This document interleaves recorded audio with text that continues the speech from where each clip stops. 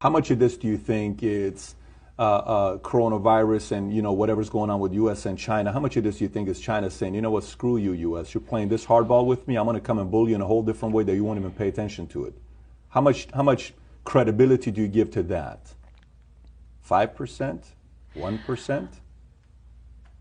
I'm not going to answer that question, but I am going to answer the question in a different way. Because I'm Christian at heart and I like to think that nobody would want to kill people. I will say this much, and if you're listening, write it down. In late November, word had already gotten off of the mainland that there was a virus in Wuhan. On January the 15th, the U.S. trade bill was signed, phase 1. December the 15th. I had a whole month off, December the 15th. 6 weeks later, the trade truce was signed with an out clause, a very clever out clause that the Chinese made sure was in there, that said if there was any kind of act of God, pandemic, then they didn't have to make good on what they had committed to buy from the United States. Within days, they announced the first coronavirus. So, did the Chinese know damn well that this thing was running around the world for 6 weeks before they shut down Wuhan? Yes, they did. Is that criminal? Yes, it is. Does it deserve to go in front of a world tribunal? Yes, it does. Because we know that it was the unfettered travel that made this thing a global phenomenon that was impossible to contain. 6 weeks they knew, but they wanted that out clause. And then they underreported what happened in Wuhan, which a toddler could tell you based on what happened in Italy, based on what's happened in Germany and in France and now in the UK with Boris Johnson in the ICU.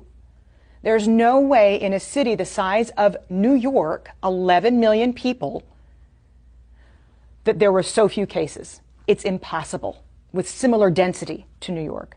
So the World Health Organization should be held accountable for not holding China accountable to providing good, valid data so that the rest of the world could prepare for fewer people to die. And that's what you're talking about. To me, these are equivalents to acts of war on the part of China. And then, equally, whether you're talking about NPR or Fox News, most major media outlets on both sides of the aisle came out and reassured the United States that it was just the flu.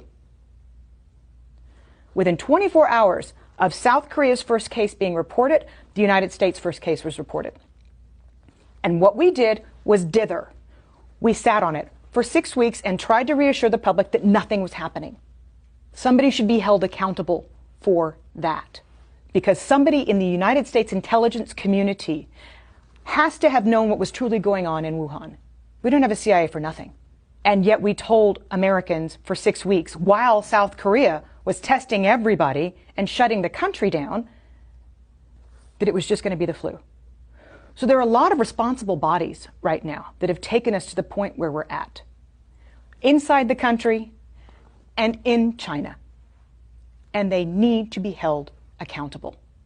So you don't even have to get on the discussion as to whether or not this was a manufactured virus and set upon the world. You don't even have to go that far.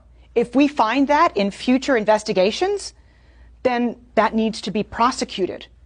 But if we just ascertain what is known and a known hushed up secret that the Chinese knew for 6 weeks about the virus before saying anything on the global stage to get a trade deal signed, somebody needs to look into that, because countless lives have been lost as a result. The damages are in the tens of trillions of dollars.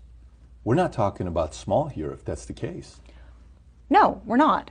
And we're talking about people losing their family members, and we're talking about we're talking about suicides in the future, we're talking about economic hardship.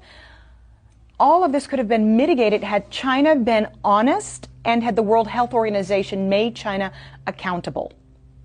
Because at first they said it's not anything to worry about when the WHO first came out and said we don't need to stop every. Let me ask you, who do you trust the least?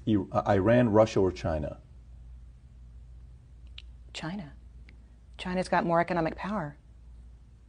Because of that, or because they don't have a free press and because we can't really know what the hell is going on over there? Well, that's just a kicker, but you don't really know what's going on in Iran either. You had global satellite images in Iran showing mass graves. Iran underreported the same. And you can't tell me that in the cold of winter that Russia has as many cases as it's reporting. But at last check, China's 17% of global GDP. They can throw more money around than anybody else. And you just mentioned two of their allies, by the way. So that's why I asked it the way I did. And the largest contiguous land border on the planet, by the way, between Russia and China.